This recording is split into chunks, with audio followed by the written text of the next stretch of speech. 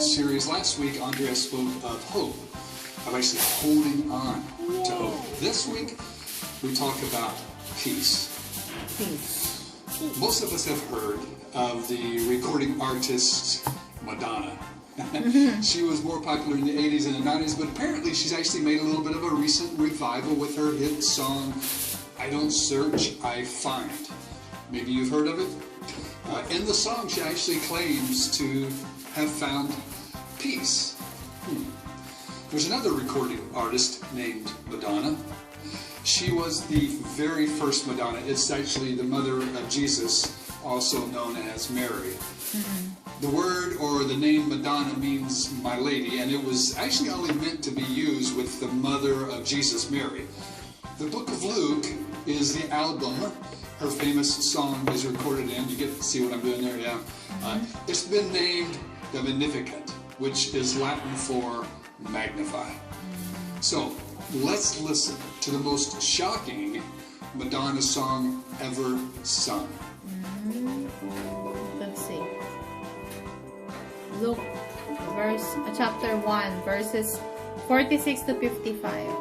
And Mary said, My soul proclaims your greatness, O God, and my spirit rejoices in you, my Savior. That's our church. For you have looked with favor upon your lowly servant.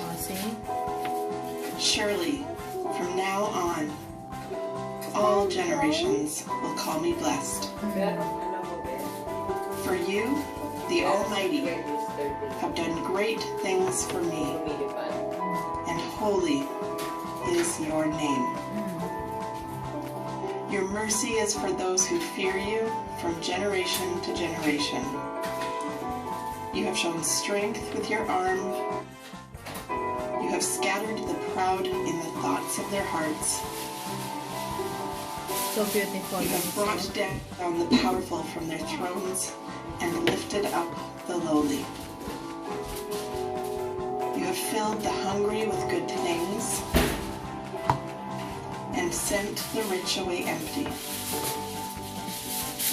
You have helped your servant Israel in remembrance of mercy, according to the promise to our ancestors, to Sarah and Abraham, that sunset, then it's so and nice to though. their descendants forever.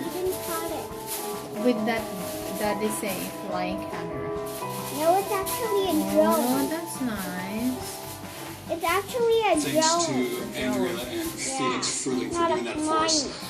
This Madonna, Mary, is a young girl who has just been told in a vision from this angelic being that she's pregnant, that she's going to give birth to a child.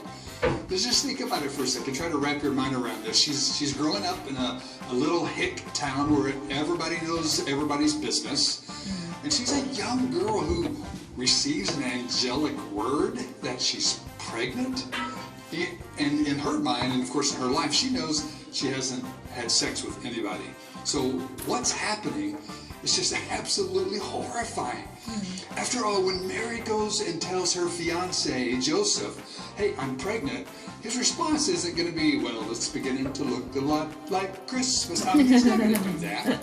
His response is going to be probably what me or how you or me would respond to something like this. If there was a teenage girl who came up to us, someone in our community here, who came to me or you and said, you know, I just did a pregnancy test and I'm pregnant, but I want you to know I'm completely a virgin.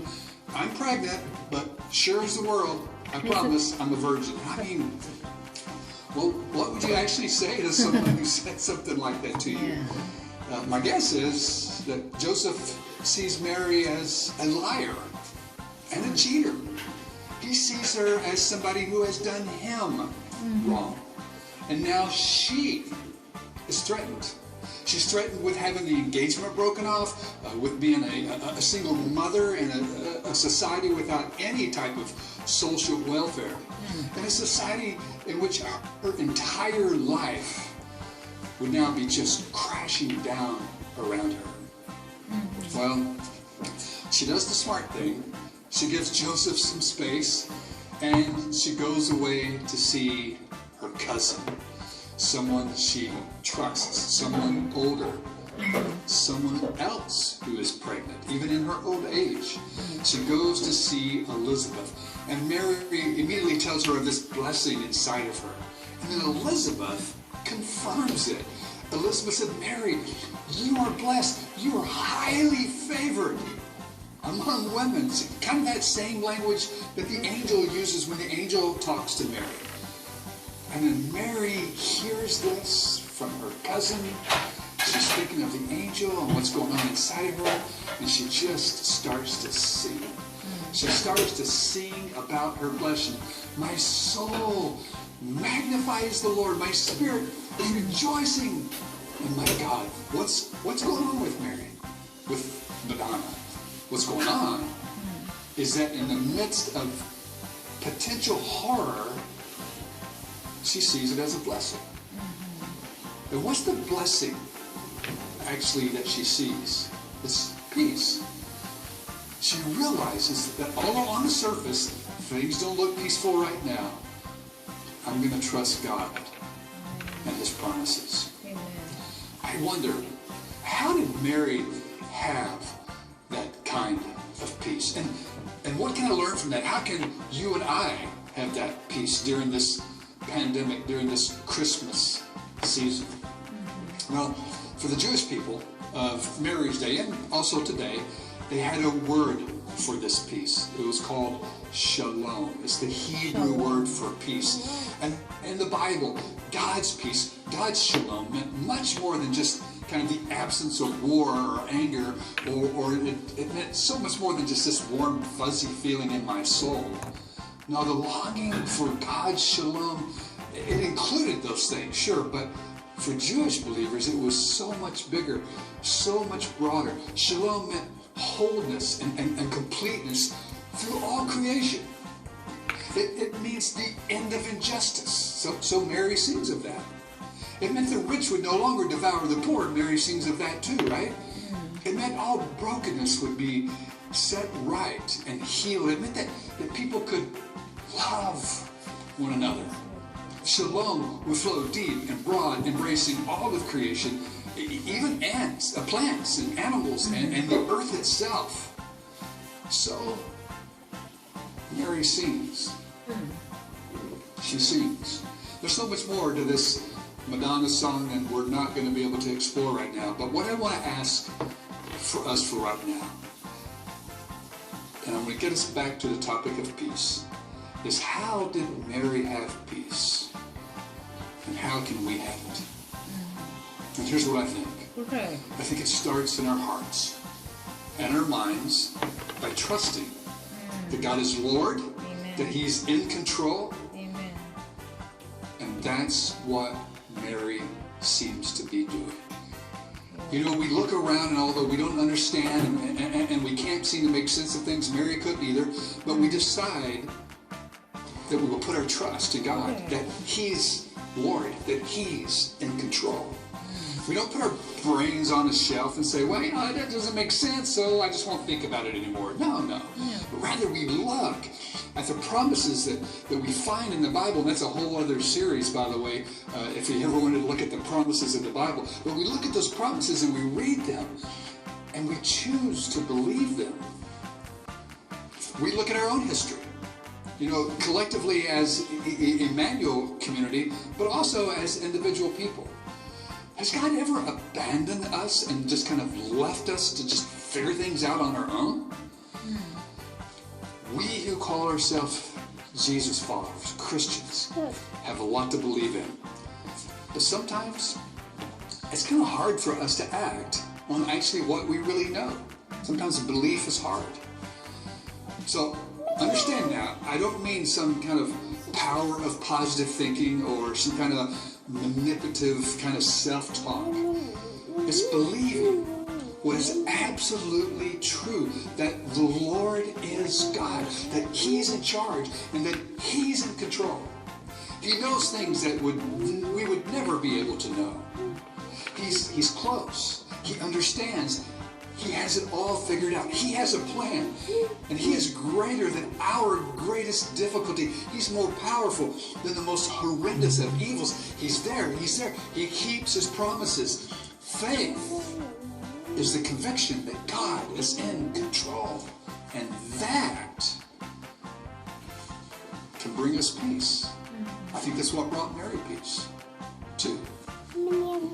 So, we find peace in the middle of potential horror by trusting that God is in control. We hear that in the cry of the psalmists. Psalm 23, a very famous one. Even though I walk through the valley of the shadow of death, I will fear no evil, for you're with me. You're in control. I trust you.